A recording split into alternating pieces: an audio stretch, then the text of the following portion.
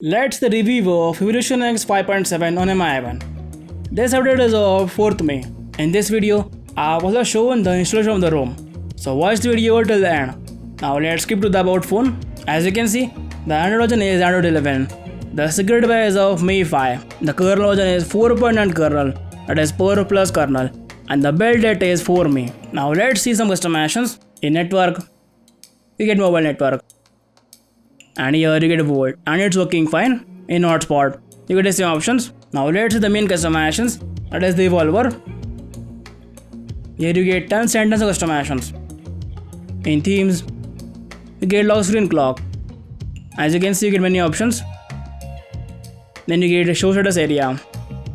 Then you can use the font type, dark theme. In this you can set a schedule, and you can choose the color bucket. As you can see, then you get accent color picker, accent color presets. In this you get many presets. As you can see, there are tons and tons of presets. Then you get icon shape, icon pack, set an dashboard icon, switch style.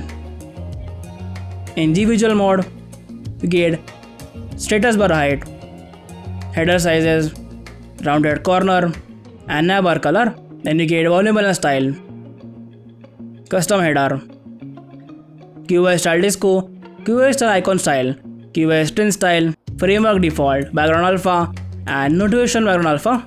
In status bar you get network traffic monitor. In this you get net activity location, display mode, and show arrows. In clock and date, you get options like show clock and date, clock position, AM PM style, show seconds.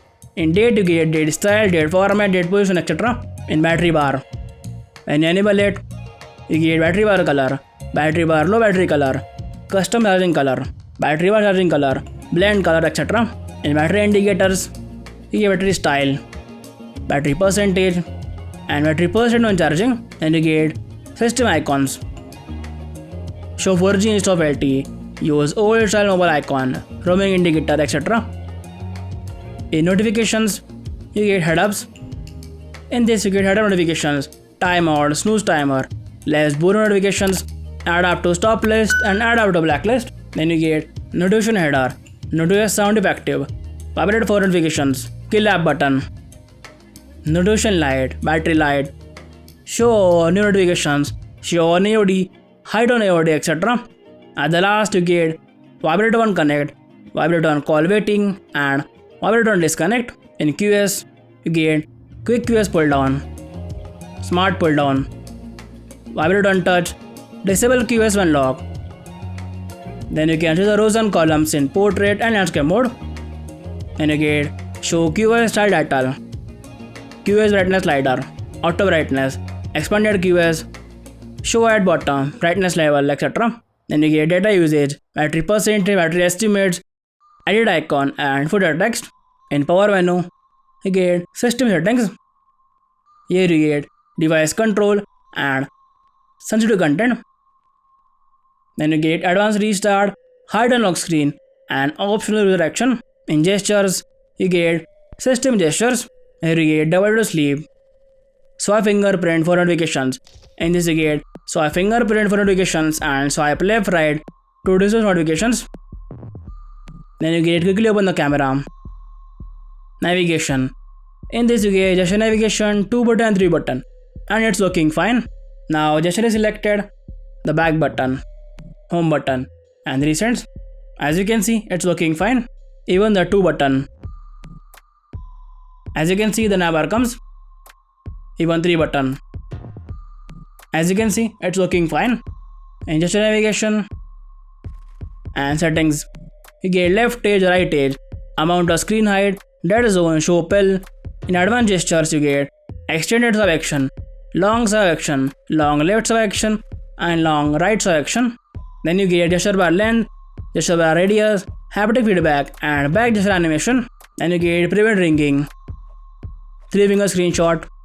In this you get 3-finger screenshot, screenshot type, and screenshot quality. In power menu, you get the same options. Then you get skip music tracks and adapt to playback. In gestures, you get long press for torch, brightness control, 3-finger screenshot, double to check phone, and double to sleep. In lock screen, you get always on display schedule. Here you can set a schedule and you can set a start time and end time. And you get fingerprint error vibration, fingerprint authentication vibration, status bar, lock icon, charging animation, lock screen shortcuts, music visualizer. In this you get, when you turn it on, you get automatic color, lava lamp, line count, sanity level, line opacity, etc. Then you get media cover art filter, and media artwork blur level.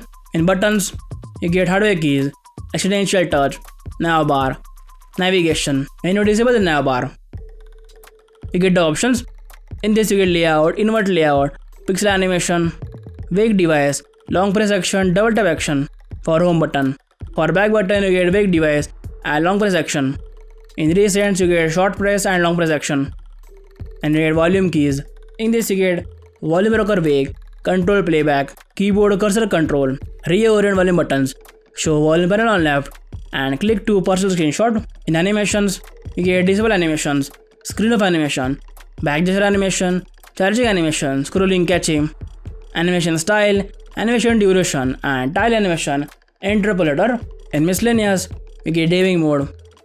When you enable it, you get head-up notifications, lock button, disable automatic brightness, ringer and giving mode indication, and add up for giving mode. In screenshot settings, you get testing options. Then you get launch music app, sensor blocker package, USB configuration, when to play ringtone from, radio info, force brightness values, ambient display brightness, and ambient notification brightness, and about section for Evolution X ROM. As you can see, there are tons and tons of customizations. In apps notifications, you get conversations. In notifications, you get notification history, conversations, bubbles, wireless emergency alert. In this you get allow alerts, extreme alert, severe alert, amber alert, test alert, area update broadcast, emergency alert history, vibration, and alert reminder. Down here you get notification on lock screen, hide, silent notifications, allow notification snoozing, suggested action replies, notification dot on app icon, blink light, default notification sound, swap fingerprint for notification and DND. In apps notifications you get conversation, notification, assistant, screen time, default tab, policy manager, wireless emergency alert, and special app access. In battery, you get battery saver. In this you get extreme battery saver. Here you get options like when to use. Suppose you choose always use and turn on the battery saver. All third-party apps get disabled. As you can see, here you also get option of essential apps. Suppose Gcam. Even the battery saver is on, you can still use Gcam, as you can see. Then you can set a schedule and turn off when charged. In battery you get smart cutoff. When you turn it on, you get stop level and start level. But by default, the values for stop level is 30 degrees. So if you live in an area where the room temperature is 30 degrees, the device will not charge. And the battery is pretty good. I get around 6 hours in on time. In display, you get brightness level, adaptive brightness. In lock screen, you get privacy. Skip lock screen, add text on lock screen, show lockdown option, battery level on bottom, always show time and info, double tap to check phone, wake screen for notifications, ambient wake gesture, always on when charging, ambient pulse on new track, and ambient music ticker. In color you get night light, live display. In this you get color calibration and picture adjustment. In styles wallpaper, in wallpaper you can choose the wallpaper. In style you can choose the accent color, font type, etc. And in grid you can choose the grid size. Then you get double to wake, bug detection, device in VR, etc. In sound you can choose the media sounds, live caption. When you turn it on, you get language, high probability, show sound label, and live caption in volume control. Let's turn it off. If the live caption is on, it will use more battery. At the last you get MI sound enhancer. In this you get choose headphone type and a preset. In security you get screen lock, fingerprint, and face unlock. And down here you also get option of app locker. As you can see, in recents you get screenshot and select. For clear all, you have to go all the way back. Now let's check the Geekbench score. The single core score is 167 and the multi-core score is 959. Now let's check the safety net and run test. As you can see, the safety net is failed. Now let's check the Play Store certification. In Play Store and settings and about section. At the last, as you can see, the device is not certified. Now let's check the call is working or not. As you can see, the call ended. But I have noticed, if we call the complaint number, the call ends. But if you call someone, it works fine. In this we got a stock launcher with customizations like notification dot, at a glance, adapt to home screen, swipe to Google app, overview suggestions. Then you get allow home rotation, divided to sleep and about section. And this is a stock camera, that is this one. But of course, you can install Gcam which I have installed.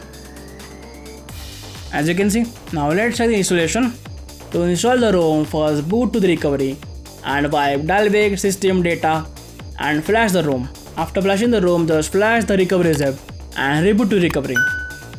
After rebooting recovery, flash the Magisk to root. The rooting phone is important for booting. After rooting, just reboot system. The ROM will be installed perfectly and the ROM is very stable. Thank you so much for watching. I'll meet you in the next one.